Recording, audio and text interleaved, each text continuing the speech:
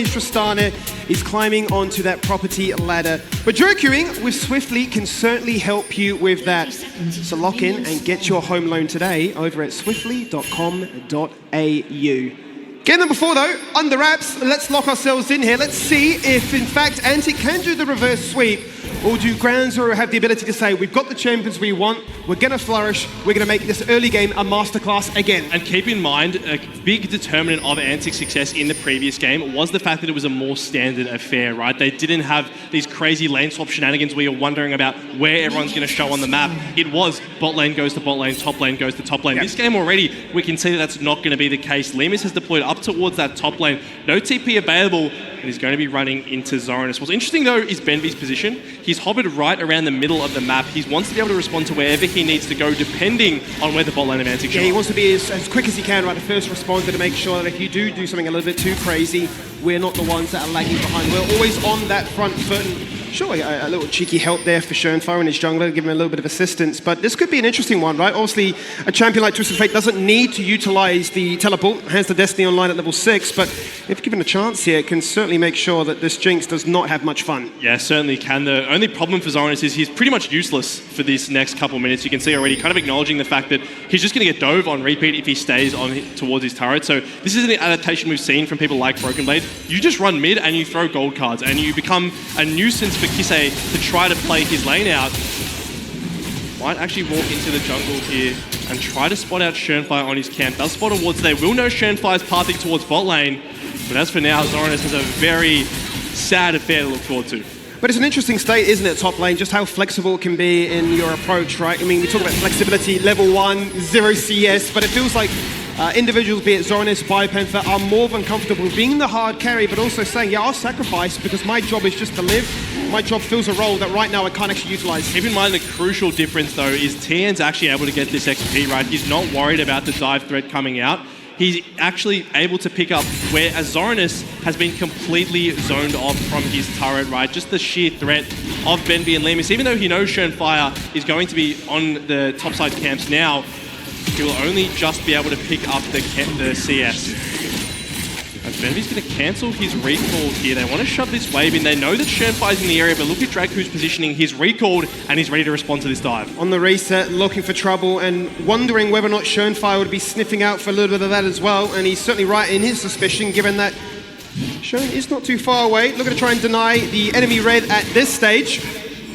And he's going to be successful and may now collide heads with Swiper, who instantly, without hesitation, jumps upon him, forcing out the counter-strike as well as the flash. And I mean, quite honestly, that's a big win. Now to collapse from all three angles. Schoenfire, you're in trouble. The flash, the passive, the ignite. Where are you going? Do you have the leap? Do you have the set? It doesn't matter.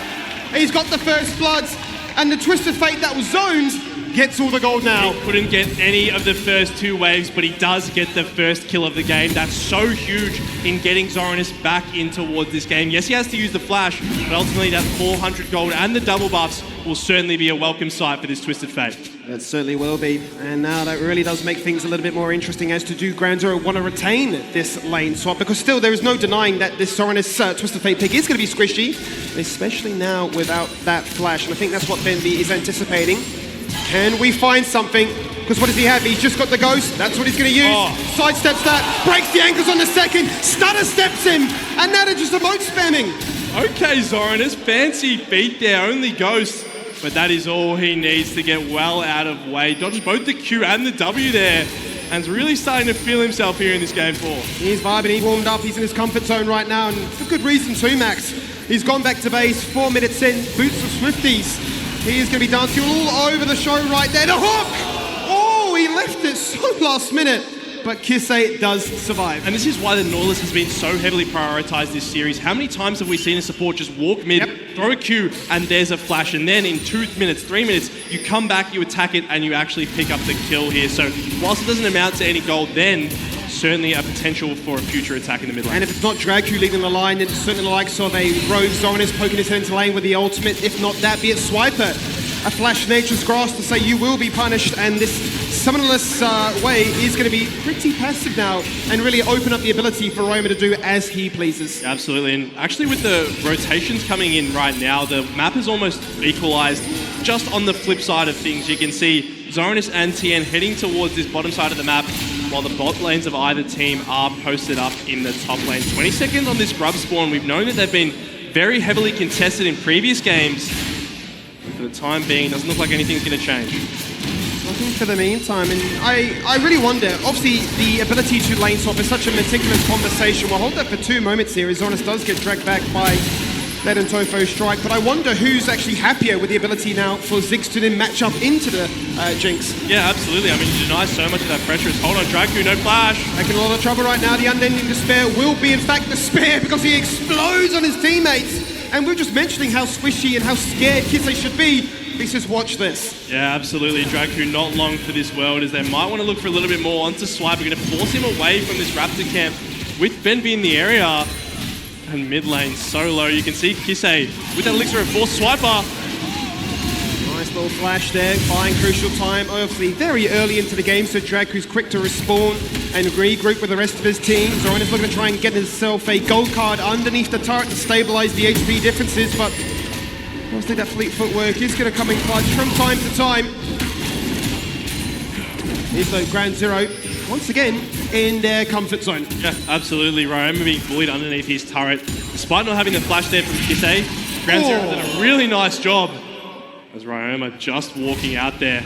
But Ground Zero have done a fantastic job of bringing members up towards that mid lane, making sure that despite not having that summon spell available, Kisei is still able to play like he would want to. And you know, just how oppressive we've seen him be in the regular season on this pick. Yeah. He gets ahead on this way, he can absolutely stifle even the likes of a Ryoma Tristana. That was the Zerif effect coming into full utilization there, wasn't it? The fact that you can feel so safe and protected deep underneath your own tower, and suddenly a skill shot comes out of thin air and you're thinking, why have I just died? It shouldn't be this way. But the lanes potentially now going to a more standard affair. We've had our fun for the first 7 minutes. Both bot lanes going to that lane. Yeah, absolutely. We finally have what looks like a normal game of League of Legends on our hands, at least for the next little bit. Up in the top lane, Tian's done a pretty nice job of maintaining relevance in the CS department. Zoranus will be able to equalize a fair bit of that now as he kicks up this wave under the turret. For the time being, the Dragon is the only objective that we're really going to be looking towards. Swiper pathing towards the top side of the map. Not looking at that right now, but it looks like Ground Zero may want to do so. We're spending a lot of time in the spot lane, clearly looking to try and force their hand and look to potentially open up the invitation for a Dragon. We say that, and it's been completely ignored in pretty much every game until, what, 13, 14 minutes. Turret plates are just that much of a high priority anytime out of lane. In many cases, feels like wasted time. And it makes sense, right? Given how snowbally the games have been, as Zoranus forced a ghost out in this top lane. You can see TN probably just knocked him back a little bit, used the all out there. Tofo strike will just miss there. Zoranus feeling a bit safer now. Ghost actually popped from TN here. Not sure what he's able to get besides the wave in. Ooh. I love how the whole crowd just got that behind us. Nothing needed to be said. Dangerously low. I mean, even mid or top, either way that lands. Zoran is actually looking to chase down TN. He's got Swiper behind him. Any buffer, he doesn't have the ability to do so. It's on cooldown for such a long time. 10 seconds, just at a range of those roots from the Maokai. And it's an easy opportunity then for Ground Zero to say, well, your jungler's not here. This Dragon is free. Oh my god, we finally have a Dragon in the early game. In the somewhat early game. It will be going over to Ground Zero here. Utilizing the fact that TN has picked up those Merc Treads is basically invulnerable to a Twisted Fate and Maokai at this stage of the game. I mean, this is a Swifty boost TF. What's he actually going to do to you besides throw a gold card every couple seconds?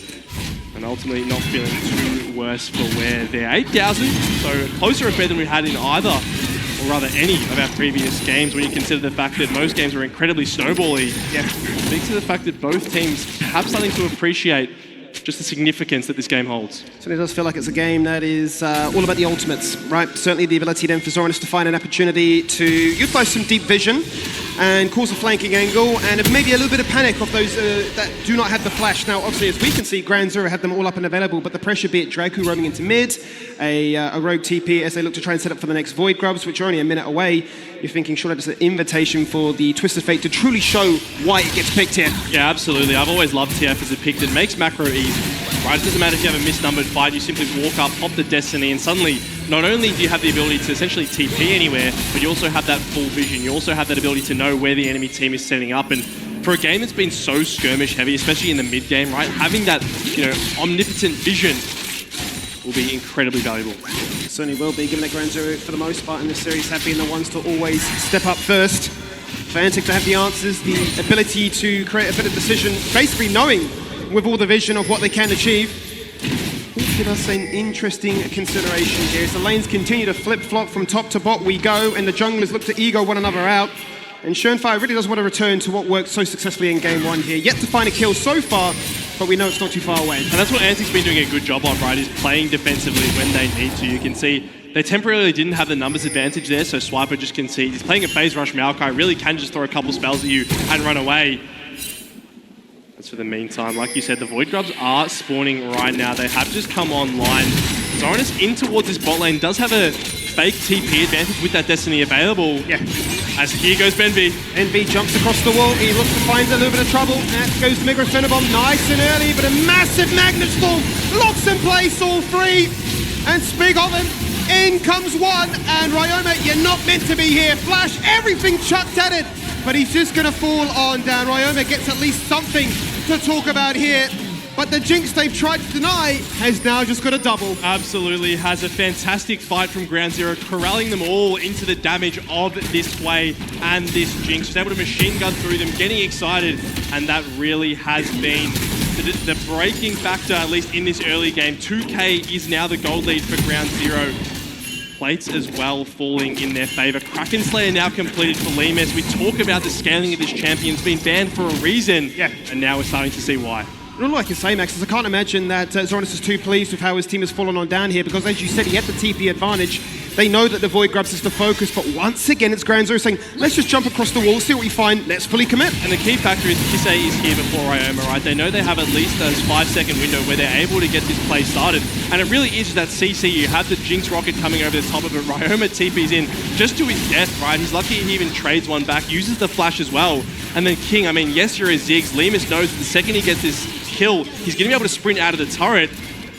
And a fantastic skirmish once again for Ground Zero, returning to the form that they showed in game 1 and 2. They certainly have, and this time there is no chance to play sharing. We want all 6 for ourselves, and if we're talking about a game where it is about the ability for a Ziggs or a Jinx to pop off, we need 6 stacks of that now, really.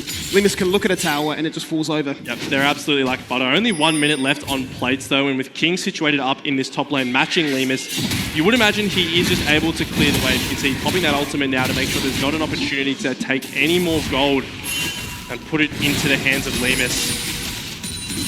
Time being though, 50 seconds on the next dragon. We've seen Rift Herald be kind of the emergent priority as opposed to these early dragons, but with one already on the board relatively early, might wonder whether Ground Zero want to start stacking up these dragons and even add more to how much scaling they've got. It's an interesting consideration, right? If you've got literally every tool in your arsenal, you're thinking, well, really do ANC have the ability to claw their way back into the game? We talk about the ease of a Destiny offering all these options, but you've got to be a little bit creative now, and I think that's exactly what Draku's looking for. Yes, he hex flashes away to safety in the end, but you're always posturing and saying, okay, Ground Zero, how confident are you? What are you willing to give up?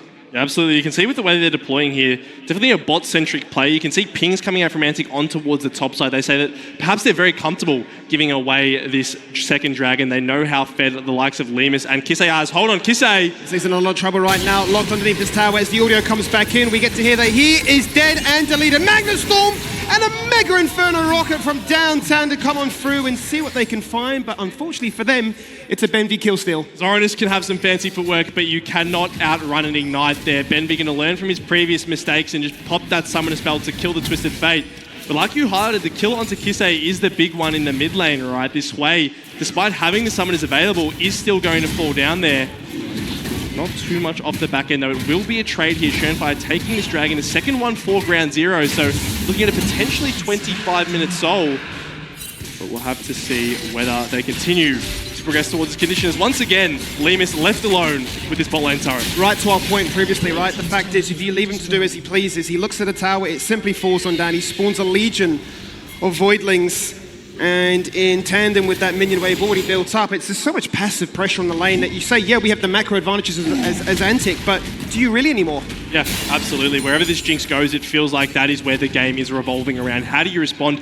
One thing that Antic have done, which is good in terms of being able to slow down the game, is pick up the retail for themselves, right? You give that to a team that has a Jinx, you simply run down mid, get 2 turrets, get excited, and suddenly Lemus is essentially untouchable. He's already bordering on that territory, but you've at least slowed down the game in that regard. 2.5k, as like we expected, the mid lane is going to be the focal point now.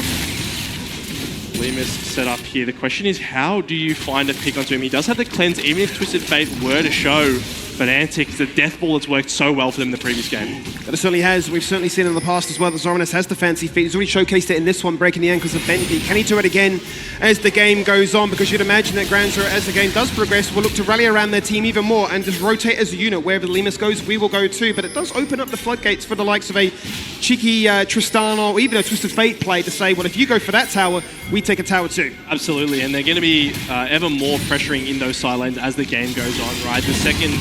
Draku actually hooking in here. There's Twisted Fate ult as well. They certainly are. It's going to be a TP and instantly cleanses out. Lemus is the focus. Zoranus wants him. He flashes out the rocket. It's beautiful. Does he win the 1v1? He doesn't. The reset is good. Lemus perseveres. And Ryoma teetering on the edge there says goodbye to you, Ben B. That's all he can survive. That's all he can acquire, rather. Swiper jumps in, thinks he's got the aggro range. The mega rocket bomb on his head as Tien is low. And King gets knocked back. And is forced to flash out what feels like a flurry of skill shots. It's a tragedy for Zoranus. It's a tragedy for Antic. Like you said, he flashes the Jinx ultimate, but ultimately just gets out DPS'd, and Lemus gets to run away, keeps the shutdown, and even adds more to his own gold. It's a very tight skirmish, will result in Ground Zero coming out ahead. You can see even the summoners as well. Almost every single flash on Antic expended there as King jumping in here. Nice satchel charge, a little bit of chip damage onto him as well. No flash, but he does have the TP if the pressure is insurmountable. The timing is a little bit awkward with, well, be it the Dragon as well as the Baron spawning at a near similar time, be it 2 minutes and 30. So really they're just hunting for maybe a cheeky yellow mid. Yeah, absolutely. So we can take a look at this play again. Draku takes the blast cone, finds the members of Ground Zero here and wants to pull the trigger. Look at the bot side of the fight though. Zoranus here doing such a nice job of dodging everything, but ultimately Lemus is just better in that skirmish, right? With the amount of items he's picked up already, he's going to be able to find that 1v1, and then on the back end, the rest of Ground Zero arrive. They take out the fight here.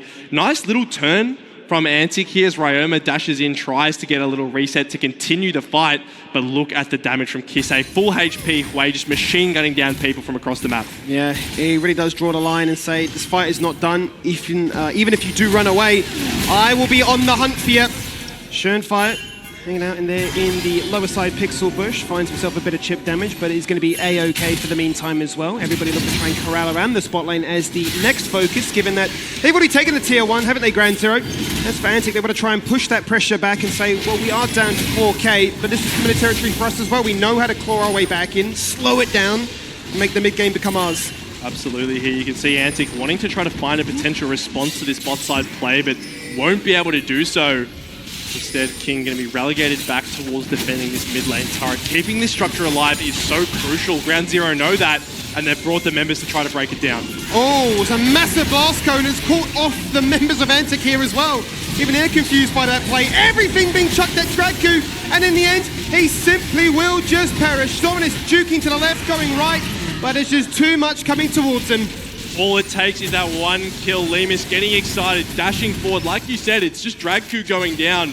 But that starts the fight. That starts the snowball. Now 6k almost for Ground Zero. And with the potential soul point in 30 seconds, I can tell they have the trophy in their sights. They're hunting for it. They feel like it's good right now. Schönfire with the counter strike, looking to try and immune all this damage for the meantime, and he's just ever so nimble with it that he can just simply outrun them. I mean, really crucial there. The satchel charge isn't able to go off. Rather, the Tristana E isn't able to go off, so it doesn't get the reset on that rocket jump, and that's going to allow Schönfire to walk out unfazed once again. And the question is, if you're Antic, when do you pull that trigger to actually contest? You have the soul point spawning in 10 seconds. It's probably not there, but then it's 19 minutes into the game. In 20 seconds, this Baron's going to spawn. Ground Zero, they're looking at Ryoma, but Swiper's here to respond. Swiper is here to respond. It's worth noting he also has the Herald in his pocket, so he needs to try and make something happen with that too. and he's copping so much damage. Here comes Zoranus, though, incredibly quick on that reset from base with all this movement speed, and yeah, it's just simply going to time out, so he's forced to drop it in lane, finding little value on this occasion. Yeah, that's probably just going to get killed before it even looks at a turret here. Hold on, Benby's been caught out. He has been caught out. He doesn't have the luxury of a flash, so he will just be a pick caught in transition from mid up to that top lane. This gets a little bit messy then for the side of Ground Zero, with the Baron spawning and the Herald left untouched for the meantime. It's just going to passively push. And this might buy a crucial window for Antic to get back on the Dragon track, right? They're going to be able to get the inside movement towards this first objective, as Tian's busy dealing with that Herald in the top lane and has no TP to his name. So here, Antic ideally going to be able to stifle this Soul win condition at least for another 5 minutes. This certainly will. Crucial time for them. If we're talking about the ability for the Tristana to come on and really 1v9, much like it was in the previous game, then this is all you're about. It's an objective bounty at this point, Max. It feels like that has been really what they're getting used to seeing at this stage. But based off that, Ground Zero say, well, let's just start up the Baron. Yeah, they're going to. There are TPs from Antic that are available if they want to. You can see they're starting to smell that something's up here, especially with Benby pushing deep, getting that wall, but this Baron's burning down so quickly, Skimmy. I don't know if they're going to have a chance to respond. I don't know if they know, and if they do know, maybe it's a little bit too late by this point. The Baron's despite range, across they go, too little too late. The fear is there, the zone from Kissa, he goes gold and buys time, he immunes out that Ziggs ultimate. Zoranus with the gold card, looks to isolate a target, and that's what he does! They take out Schönfeit, dead for 40, rocket from Jinx, not good enough! And the aftermath, the kill from that Afterlife is good there. Big shutdown fan here by Zoranus, but it's a scrappy one, Max. And it's a Baron-inspired team that are fighting for their life. Ryoma buffering, but he's not got enough damage. Draku cannot take up much more than that. And in the end, they'll say, well, where are you, Swiper? You can't be much further than this. We've revealed you.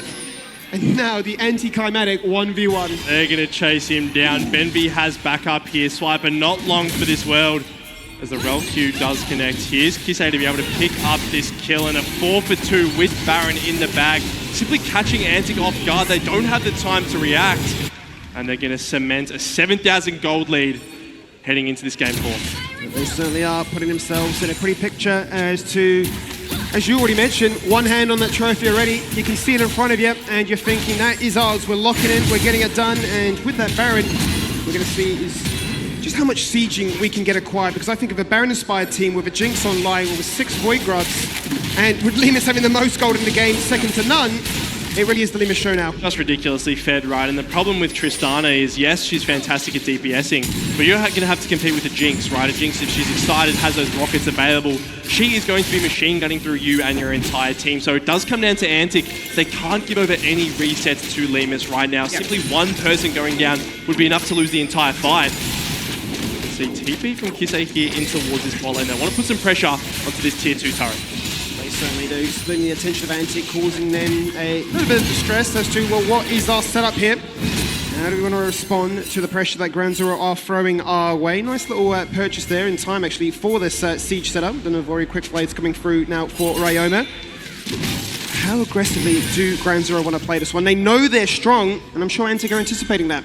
Yeah, they absolutely are. They're playing so defensively here. You can see really moving King around the map to try to wave clear as best he can. Obviously, the Baron's huge, and Zoranus is just going down. They found their opportunity. Patience and perseverance proved to be the deciding factor here. And can they find much more? Well, no, for Antic.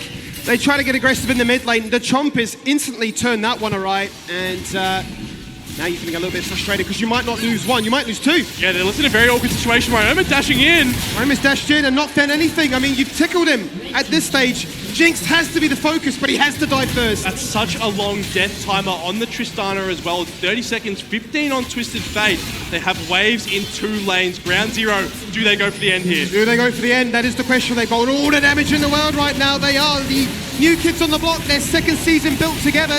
And they built themselves up to do one thing, and that is win a championship title. Let's see if they can get it done right here and now. At 24 minutes in, Schönfire popping all the damage. They've got one single tower defending their hopes and dreams. If you're an Antic fan, an Antic player, Kisse deletes him the rocket.